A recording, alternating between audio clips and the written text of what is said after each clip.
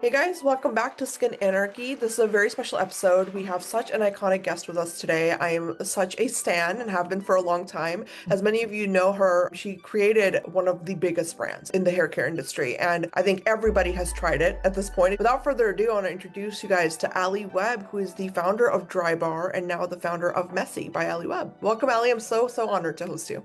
Thanks so much for having me. No, it's truly a pleasure, and I can't wait to dive in to everything that you're doing now. But I would love to kind of have you walk us down memory lane. If you could talk to us about Drybar, because Drybar was a phenomena. It really took the industry by storm. And I just want to kind of dive into that. Like, what got you into the hair care industry to begin with, and like, where did it all begin for you?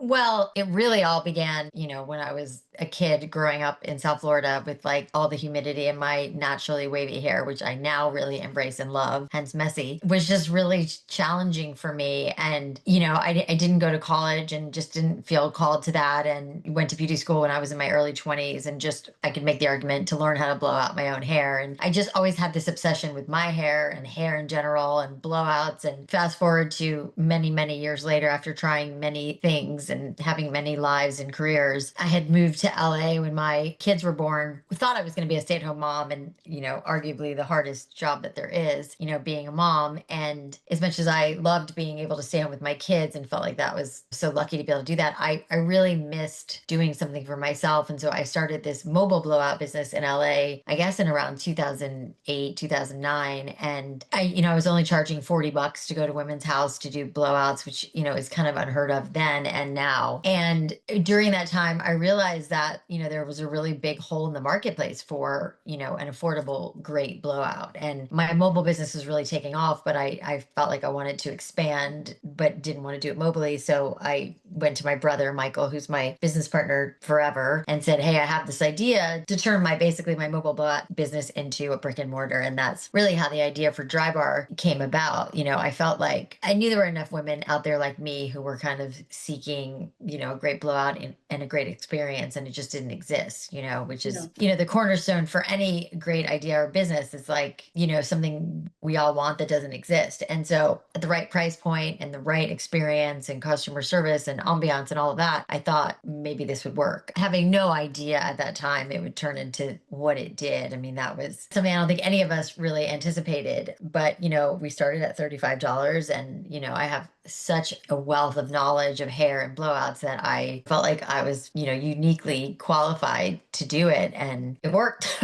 Yeah, no, it definitely worked. I mean, it's so inspiring because I love when I talk to founders who have created like a category, because that's like Yeah. a totally different thing than just like creating a product within an existing space.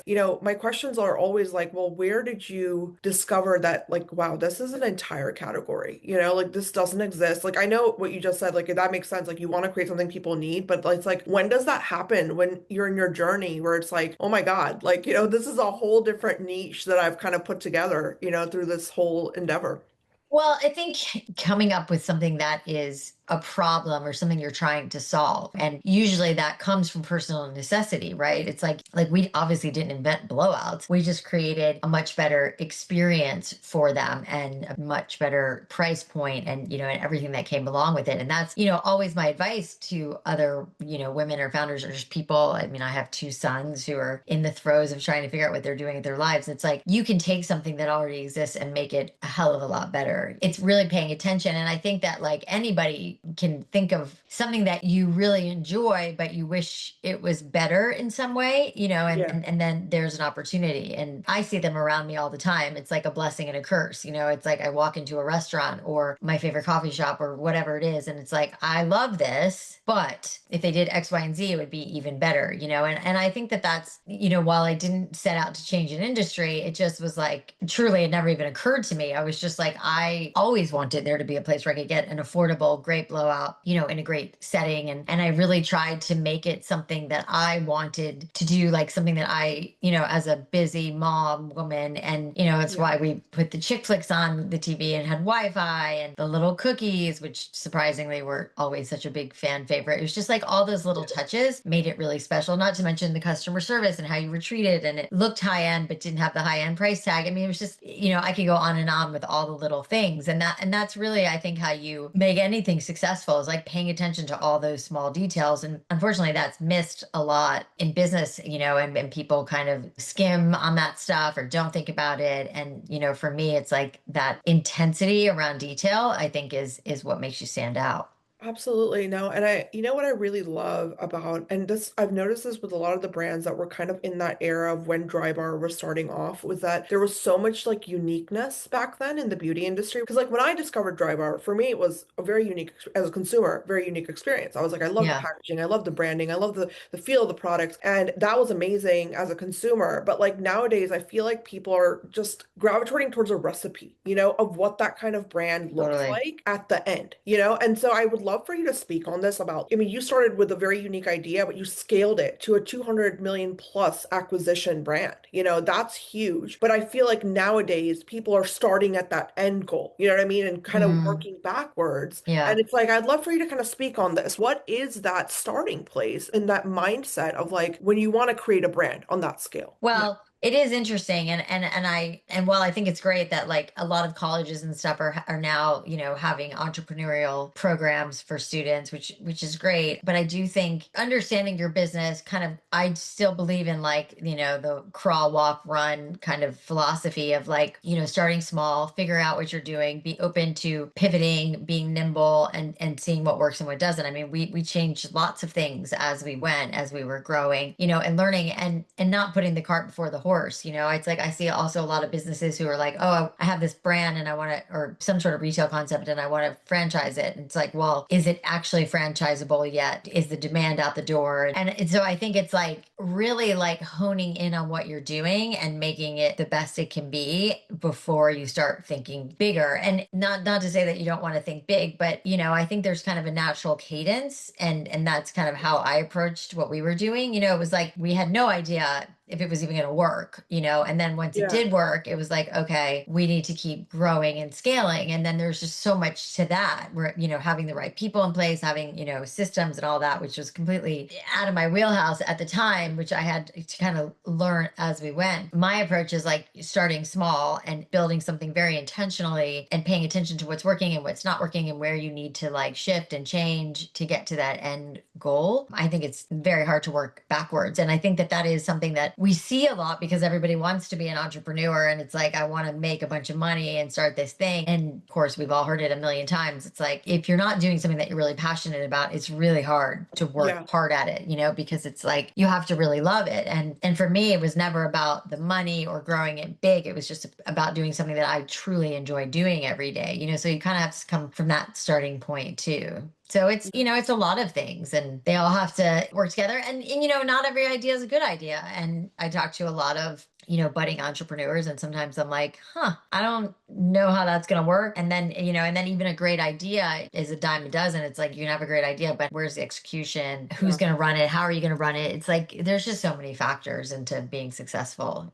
Absolutely. No, and that kind of makes me wonder also because we hear so many success stories. I feel like nowadays, I mean, social media is so good about the highlight reels of everyone's life, and that's great. I mean, I love celebrating everybody, but I think there's not enough about like what it really takes, right? Like behind the scenes. I Yeah. mean, you brought up like being a busy mom and there's so many things in the entrepreneurial journey that I wonder, like where is that content? Where's that information? So I'd love for you to kind of share some with us, like some war stories maybe of like when you felt like what am I doing? Or like, where is this going? It's like every day. I mean, we used to joke that it was like running a business is like playing whack-a-mole, that carnival game. And someone actually bought us that in one of our offices because it's truly like, you just don't know what's coming every day. And every day is usually full of a bunch of problems that you didn't plan for and some that you did. And I think in order to be a successful entrepreneur, you have to like enjoy that chaos and the craziness that's surely coming every day, especially when you're running a company. And, in my case, that had like 10,000 employees, open 7 days a week. There was really no break from it, so it was just a constant stream of issues and problems and things that you kind of always have to be okay with solving. And I'm such a natural problem solver. Like, give me a problem and I'll, try to figure out a solution. So I think that's probably the hardest part is like you have to have very thick skin for that. And I think that I developed that, as we went. I mean, there's so many war stories. I mean, even from like, as a consumer of Drybar, that like our maybe you know this, our phones, when you call to make an appointment, aren't in the shops. We had to have a call center, which was also like, I was like, I don't want to be in the call center business. I don't know anything Yeah. about that. But we found that it was incredibly hard to answer the phones while you're in the shop. So we had to have someone offsite answering the phones, which was a problem in many ways in and of itself. For me, my priority was the customer standing in front of me in the shop and making sure that experience was really great. And then, I mean, gosh, the first week we opened Drybar, I told everybody, let the phones go to voicemail. We'll call people back, which is not great, but it was a better alternative. So it was just Yeah. like thing after thing after thing like that. And they just kept coming up all the time. And, not to mention like hiring stylists and training them. And like, you could find a great stylist who was an amazing hairstylist, but kind of didn't blend in with the like over the top customer service that I really wanted. And like the barrier to entry was like, you have to be a really nice person and you have to be really like kind of drink the Kool-Aid with customer service and being like over the top kind. And I felt like while we were, delivering great hair, it was the entire experience that I believe made Drybar so special. It was like the way you were treated, the way you felt when you walked in. And then that took a lot of like curating and choreographing to get that right. None of it's easy. It was all very intentional, very challenging, but very worth it. And it was like, I mean, gosh, every day was something. And, in the early days too, the first couple of years, like I was basically, manager, district manager. So I was fielding all of that in the beginning, which was fun, but it was, I mean, fun, like I Yeah. say that loosely.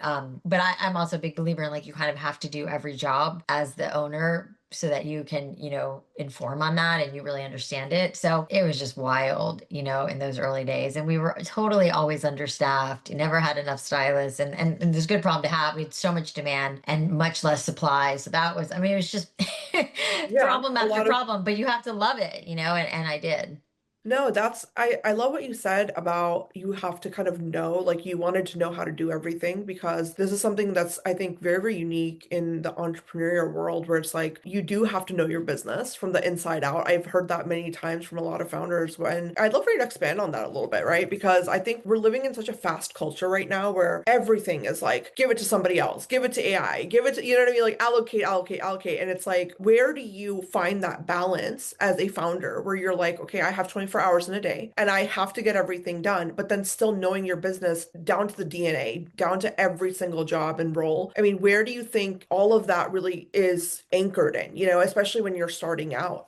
Well, I mean, I think that I'm going to talk out of both sides of my mouth because I do think that you do need to have a great team and you do need to be able to delegate, especially as a founder. I think a mistake that I certainly made and something I see people make is like you being as the founder or CEO or whatever, being kind of the bottleneck for everything. You can run into a lot of trouble that way because it slows things down. So, the willingness to offload certain things, I actually do think is incredibly important. Mhm. But that being said, I think for me, I felt I would, clean the shop, I'd clean the bathrooms, I'd wash hair. I wanted to not only know how to do everything really well, but also be a role model for the kind of environment I wanted to create, which was like, we're all in this together and we all work together as a team. Yeah. So I had to, kind of walk the walk as well as I always felt like that was important for my team to see that like I'm not above doing anything. And I have a unique perspective and understand everything that I'm asking you to do, I've done. So I think that's important as an owner so that you really have an understanding of all the things that are happening, within your company. But yeah, there's a real need also to, make sure that again, I hear it all the time with founders who are just so overwhelmed with so much because we hold our company and our everything so precious and we don't want anyone else to potentially mess something up or do it differently than we would and I felt like that for years and eventually like I had some coaching and realized that like I've got to let other people make mistakes and that's the way that they learn and that's the way we grow and that's the way that they feel really empowered and feel like they have some real skin in the game. So it's such a both and of like you got to be okay with some people making mistakes and maybe not doing it the way you would and even as like a CEO, especially the second time around for me, is like, I really think of everything as like I'm here to serve my team, not vice versa. Yeah. It's like I give my team a lot of autonomy and, a lot of like room to do what they need to do and try to be more of, additive and serving them instead of them serving me, which I think is a shift, from like, Absolutely. 10, 20 years ago, how CEOs were, and also trying to be really mindful of hierarchy. I always want people on my team who, are kind of down to do whatever needs to be done. And that just happens in an organization, from people being understaffed or not having enough people or not having the right people. So it's such a mixed bag. And sorry, that was such a long answer. No, it's a wonderful answer, and I thank you for going into it because it is something like, because I just wonder because there's these brands that I mean, Drybar became such a phenomenon, right? And you never get to look behind the scenes. You never get to understand like what is it that happens inside such a large company and such a large Yeah. brand where things are moving so cohesively because that's what it looks like to consumers on the surface. Everything's so well put together, but like you said, there's a lot going on in the background. One of my biggest questions for you, honestly, is just this idea that now we're going into this cancel culture, right, as a society with beauty brands. I've seen this a lot, and I don't know what your thoughts are on cancel culture, but I worry a lot, for new founders and new entrepreneurs because I feel like people have great, like they come into beauty with this like really enthusiastic mindset and they want the best, they want to create the best, but then all of a sudden you do one thing and the internet is just going to turn on you, and they're going to be Yeah. like, I can't with this brand. Like, how do you feel about that? Like, I mean, do you think it's a lot different than it was when you were starting out? Or, I mean, what are your general views on that? Yeah, I do think it's different because when, Drybar started in 2010, and that's when Instagram started, so Yeah. we came into the world when it wasn't quite as like socially driven as it is now, and I've had things happen over the years, but yeah, I'm not a fan of Yeah. of cancel culture. It's like when I think about founders and people who that are trying to, start a business and presumably to make something better or to put something out there, that's really hard and vulnerable. And then, to be canceled. Why Like, do people, why? Yeah. why? Like, I don't, and maybe I'm just too old, that I'm like, it's just so negative and toxic, to be like, I'm going to cancel a person. Like, and listen, like, I probably am much more guarded than I would be, even though I talk about a lot and I can be very vulnerable. And, my book, The Messy Truth, is a very vulnerable depiction of my time growing Drybar and then all the shit that happened in my personal life. And I'm very open about that stuff, but I'm very closed mouth when it comes to like politics, religion, anything like that, because that to me is like when people get very upset. Of course, like I wish the world would be a better place if everybody could have their opinion and not have to go to like such a crazy height where people are really take it so personally and get so mad. And it's like, so for me, I kind of stay away from it because it's just so personal and so tender to people. But I wish it didn't have to be that way. I think that I really have a lot of respect and give a lot of, kudos to people who are putting themselves out there, putting their brand out there and really giving it a shot. It's very hard, to put yourself out there. And, and I think we should be praising that, not the other direction. Yeah, no, I couldn't agree more. And thank you for answering that because I think it's important to hear, from people who've done what you've done to hear that because I think I've seen this a lot and I'm not in it and I've not gone through it, but I know I've watched people go through this whole cancel phase of their brand and it always breaks my heart because Yeah. you pour so much of yourself into this, and it's not just a project for people. It's their life, it's their savings, it's their, everything. And then for the internet to just then turn on you, I mean, it's just so disheartening. Yeah. So, And I think we just live in a day and age where you just also you have to be very aware of what you're doing. And, and I mean, listen, I think self-awareness just as a practice as a human is really important. And, and I am aware of the things that I say and I do and same for my brand and my company and really do try to make sure that I'm not offending anybody. I personally just don't love conflict and don't want, and every now and again, if I get something, some comment online or something negative, I don't engage in it because I'm like, I'm not gonna have a fight with the person I don't even know, and you keep people around you that, keep you honest and things that are important to people. It's like, I try not to be completely dictated by it, but I also don't bury my head in the sand over it too. So it's an interesting kind of delicate balance of kind of walking that line, I guess. Yeah, no, that's a really good point. And I was gonna actually ask you this about like the advisors that you bring on at a certain point in the growth of a business. Like, what is that vetting process really like? Where you're like, I need to be able to trust this person as like Yeah. my right hand. What was that like for you? I mean, when you were at that stage where you're like, I need to bring in more people, but having that trust that you built in these people to guide you when you needed that guidance, you know? Well, I mean, it takes time, and we've certainly hired people, early on in Drybar that weren't the right fit, and you kind Yeah. of, sometimes unfortunately you have to go, and not even unfortunately, it's such a learning, to bring on people who you think are going to be right, and then they ultimately aren't. For me, I really rely on my gut and the way I feel about somebody, and I mean, you can call it a little woo-woo, but it's like somebody's energy is very important to me, and I feel like I can usually tell within minutes of meeting somebody if it's going to work or not based on how they show up, how they talk, and it's like an intangible thing that I couldn't even explain to you how or why that works, and I've gotten it wrong, I mean, there's been people that we brought on that we were like, I thought this was going to work, but this isn't going to work, and so I think it's first of all being very discerning and really trusting your gut. Like, I've never been a big resume person. Like, of course I want to know someone's experience and what they've done, but it's more about like the in-person conversation, really understanding where they're coming from, how passionate they are about what we're doing, and not everybody's like that.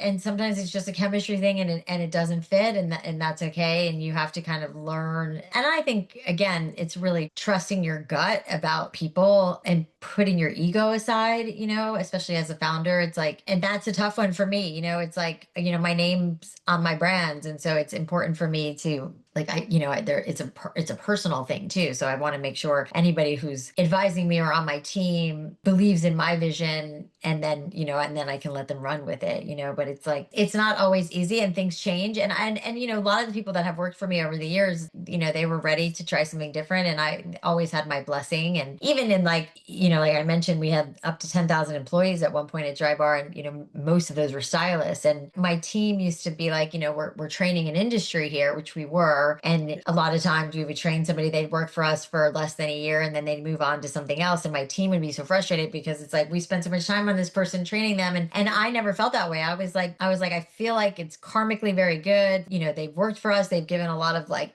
time and energy to us. And now they're going and taking the skill that we gave to them and bringing it out into the world. And I felt like it was all great, and I think that that's part of like not holding anything too precious, and like letting people like continue to evolve, and being a small part of their journey always felt really good to me.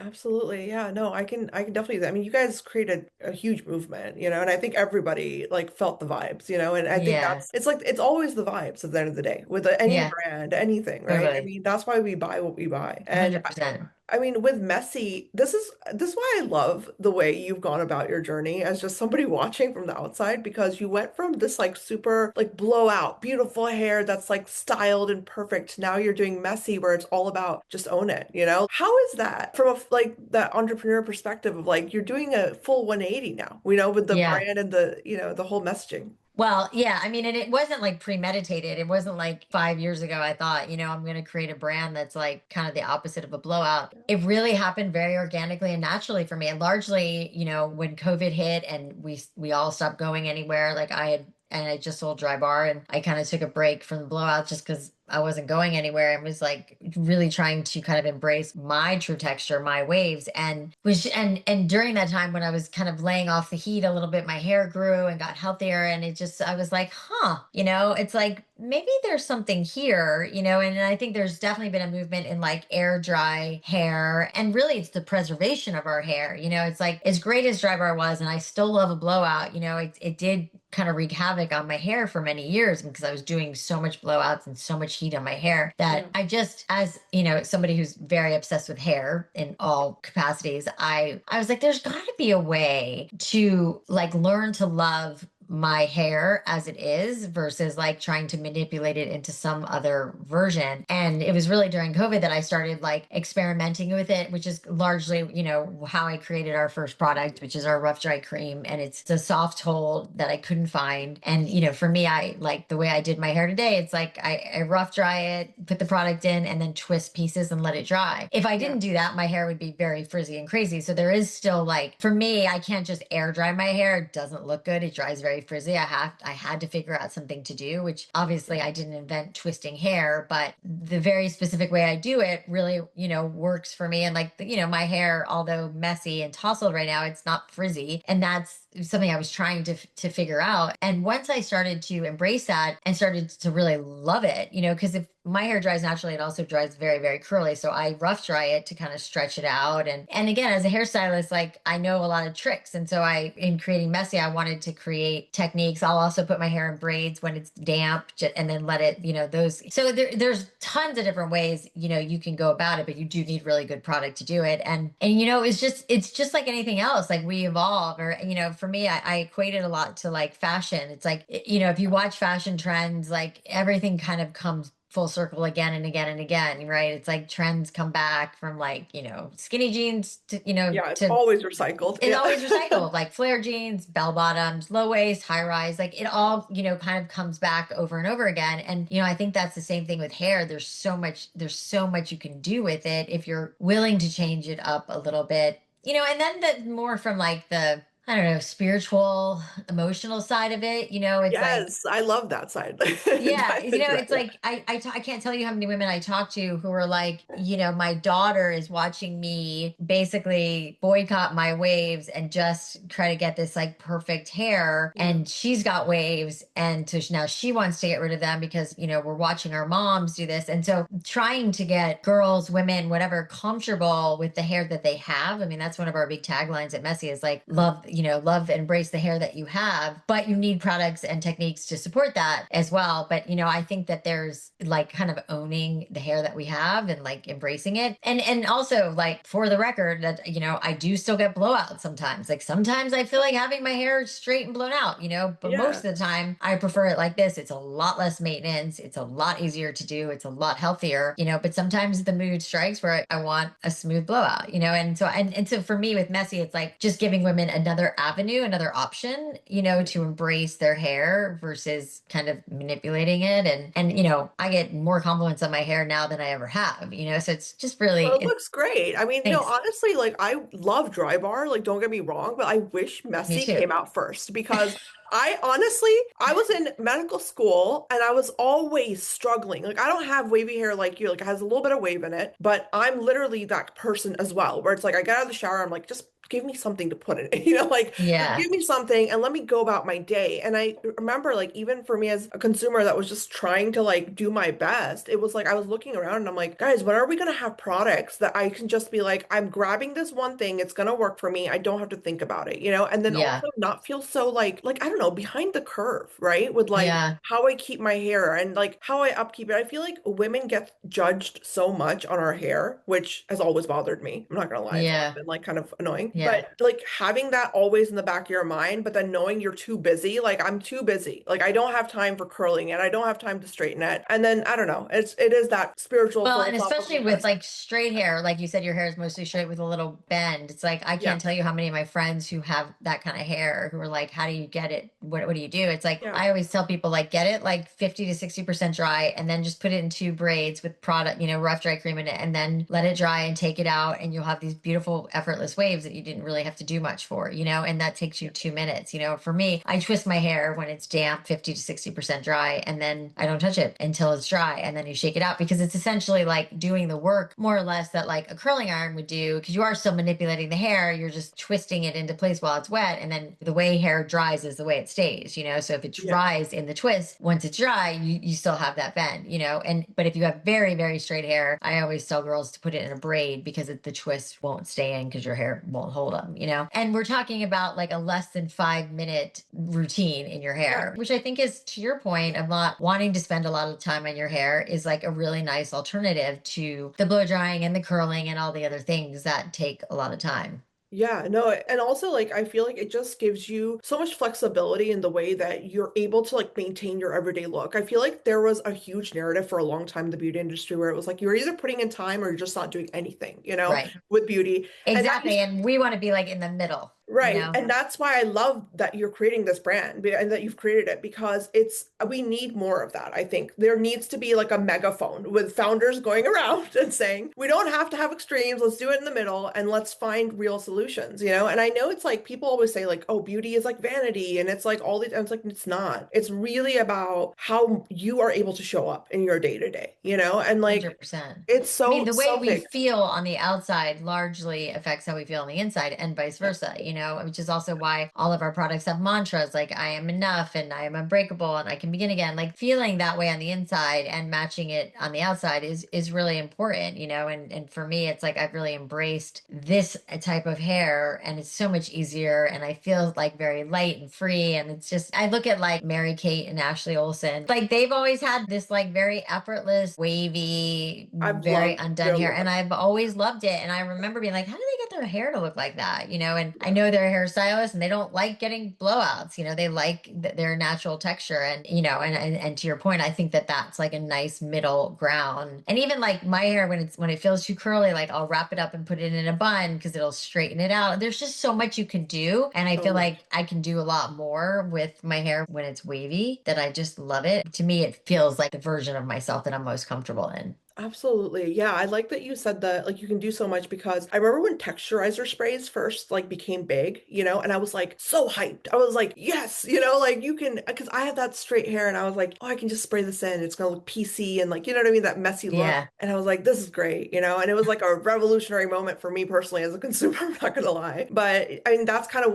what messy reminds me of, is it's like you're Yeah. rediscovering the fun of hair. And that's like for me, beauty, that's what it's supposed to be. And I would love, I mean, 100%. I kind of want you to speak a little bit more on this if you don't mind about this idea of like how right now, and I feel like this, but then again, my opinion, I mean, take it with a grain of salt for everyone listening, is that I feel like founders put so much effort into figuring out like, well, what's our messaging and what's our demographic and like what are we trying to say to the world? Where do you think that balance is? From like just doing stuff that's fun and putting the fun back into like building a brand, creating that message, and then also just like, you know what I mean? Like narrating that entire thing to the point of like you're telling people what to think. Well, I mean, it's interesting. It's like for my brand, you know, with Messy, it's like I think I have those women who've loved and grew up with Drybar. You know, I mean, Drybar is 16 years old now, so like I Yeah. meet girls all the time who are like, you know, in their late 20s who were going to Drybar when they were like in high school. You know, and to your point, I don't want to pigeonhole anybody into any category, and you know, I really do think Messy works for all hair types and textures. So we have that going to us, but you know, I mean, and the messaging is interesting. You know, it's like even though the brand is called Messy, it's like, you know, and people, you know, it's like I'm trying to get people to embrace, you know, not only the messier side of their hair, the messier side of life, and to just, you know,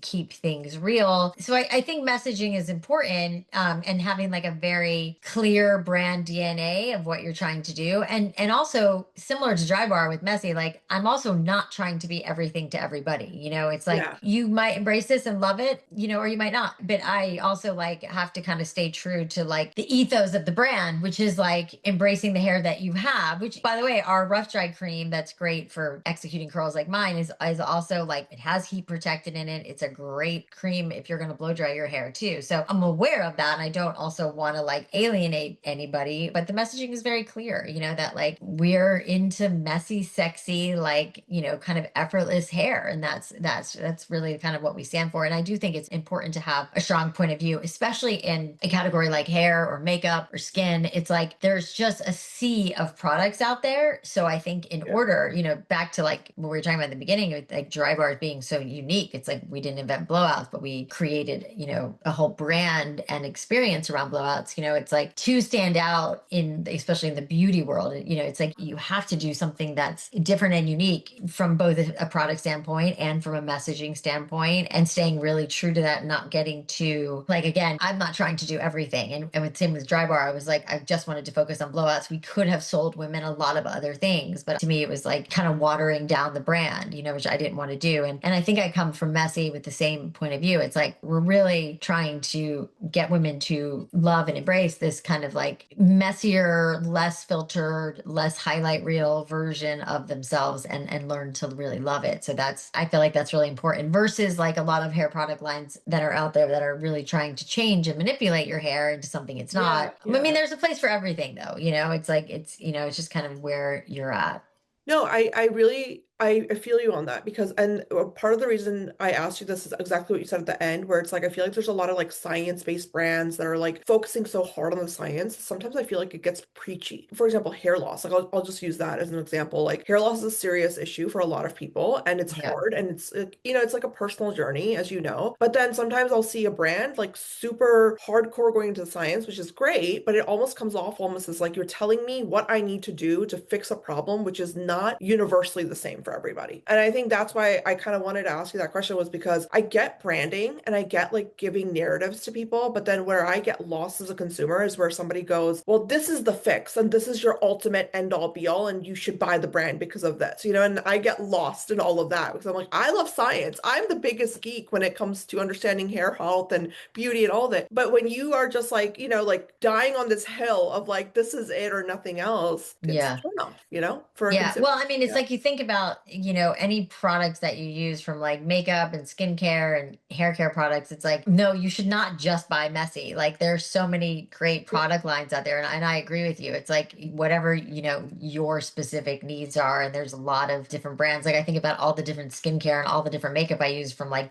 a million different brands. It's Yeah. like you have to figure out what works for you and make and kind of piece it together. And it's interesting, I mean, some things like I buy into that brands are talking about, and some things like I'm similar with the science. Like for me, like I'll never be a sciencey brand. While I develop all the products and when I get my team's feedback and all of that too, but it's just not my brain, it's like I don't think about the science. Like I think about how things work, how things smell, how they feel in my hair. And then Right. I depend on the labs that I work with to help make sure that the product's good and there. And there's a lot to choose from as a consumer. So I think it's a very personal choice, you know? Absolutely. No, it really is a very personal choice. I think that's why I appreciate where you're going with Messy and what you're creating with it because Thank you. it's easy to understand, it's easy to pick up and use. You don't have to like my brain's not Totally. gonna hurt at the end of the day trying to Totally. figure out like where in my hair care routine does this fit in, that kind of thing. I mean, there's nothing wrong with that either, you know, but Yeah. it's easy. And that's why I wanted to ask you so much about the entrepreneurial side, because I think that's where I get lost when I think about what founders have to do, the homework they have to do to figure out what's going to resonate with people, Hmm. you know, at the end of the day. And like, where is that line between easy to understand and I'm trying to force you to understand this so that you buy my product, that kind of thing. Yeah, yeah, I mean, it's tough, it's like I mean, gosh, I don't even know if I know the answer to that question. It's like for me, I think obviously having been in and around hair as long as I have, and as I started to like dream up this idea for Messy, I would talk to people and just kind of get like initial, like, what do people think? What are people saying? And I pay very close attention to what's going on in hair trends. And, obviously, it's no secret that air drying and all of that has become more popular and women are going away because like you mentioned hair loss, and maybe it's the age that I'm at. I'm 51, and women of my age are going through menopause and perimenopause, and they're starting to like lose their hair, and there's and even like I've heard that like GLP-1s are causing hair loss. I mean, Oh yeah. so I think that there is a desire that has come out in the last few years, at least that I've noticed, where women are trying to take it easier on their hair, not dissimilar to like skincare products and like everything we do for our skin, from regular facials and retinol. Like I only discovered dermaplaning about 5 years ago and was like,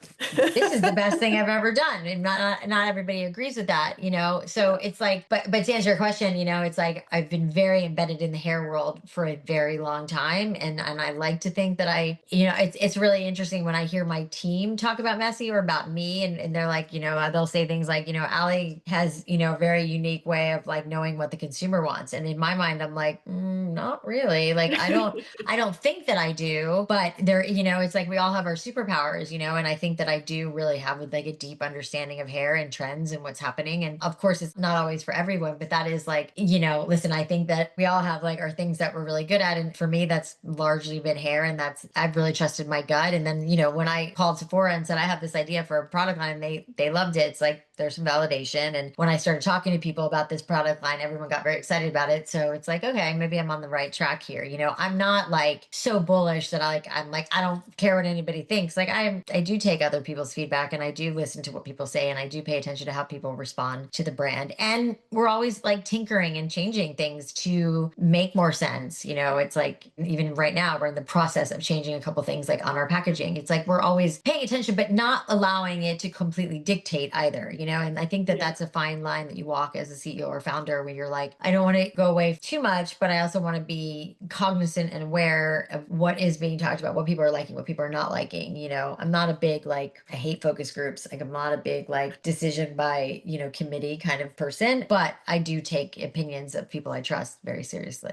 No, it makes sense. It makes a lot of sense. And I guess like my final question really for you is if there was one thing that you wish somebody had told you about being a founder, being an entrepreneur, learning to scale a brand, what do you think that one thing would be, especially for someone who's younger? Because I worry about Gen Z, I'm not gonna lie. Like I genuinely I worry. I don't know. For me, like I always came at this with a very like passion for what you're doing. I think to your point, Gen Z is like there is a lot of like everybody just wants to own their own business. And I don't think there's anything wrong with that, but I do think that like even the advice I give my children who are 19 and 21 and they're very much in their throes of like trying to figure out what they want to do with their lives. It's a really tricky time, as I'm sure you remember, Yeah. and I always tell them like just do what you like and keep finding out what you don't like. I don't know that if I had to do it again, I would do it all that differently. It's like I had so many jobs in my 20s. I tried so many careers. Tried other businesses. I did a lot of things. And I think all of those things very uniquely prepared me to do what I ultimately did with Drybar. Had I not had a lot of the experiences that I had, there would have definitely been holes. And there were plenty of holes and things that I had to learn. I didn't go to college. I didn't have a business degree. I didn't know a lot about a lot back then, which I learned on the job. But I did learn a lot that prepared me for what I ultimately did. So to answer your question is like, go try a bunch of shit and go make a bunch of mistakes and fail and do all the things to learn what you like, what you don't like, what you can tolerate, what you can't tolerate, versus like even in the case of, my son, I'm like, who's 21, I'm like, go try. And my God, my 19-year-old too. Like, we were just, the amount of conversations I'm in right now with my kids around like what they want to do, I'm like, Yeah. just go try it. Like, go try a bunch of stuff and go fail and go mess up and see what you like and don't like. And versus like, I got to start a business today and I got to be rich in 5 years. It's like that's the other thing I feel pretty strongly about. It's like I've never come at any business or any idea from like I'm doing this to make a bunch of money. I always come at it from like I'm doing this to feel fulfilled and to enjoy my life, and I think that's the more important starting point, which to your point, Gen Z might be missing a little bit, that there's so much online and you see these like founders or creators who are making like so much money so fast and then Mhm. everyone's trying to do that. It's like, and not to say like of course I like money and buying things and living a nice life, but ultimately it's like how I feel, what I'm doing every day, the energy that I have around what I'm doing is much much more important. So that's where I would tell people to start. I love that. I think a lot more like younger, or not only younger, but everybody needs to think on that a little bit more. I heard that from when we were in, going into medicine, everyone used to tell me that, like, don't go into medicine because you think it makes money, because it doesn't. Yeah. Like you're Yeah. gonna be screwed. And I feel like that really resonates, Yeah. on that level for me. So, but thank you so much, Allie. This was Yeah. amazing. You're Yeah. amazing. I mean, Oh, honestly, thank you. like what you've created, what you continue to create is so inspiring, like genuinely. Thank you. So yeah, That means so no, much to really me. like rooting you on. And Oh, thank you. for everyone listening, if you haven't tried Messy, you need to go try Messy. Everything is linked in the show notes. Please leave your comments and Awesome. thank you so much. Thank you.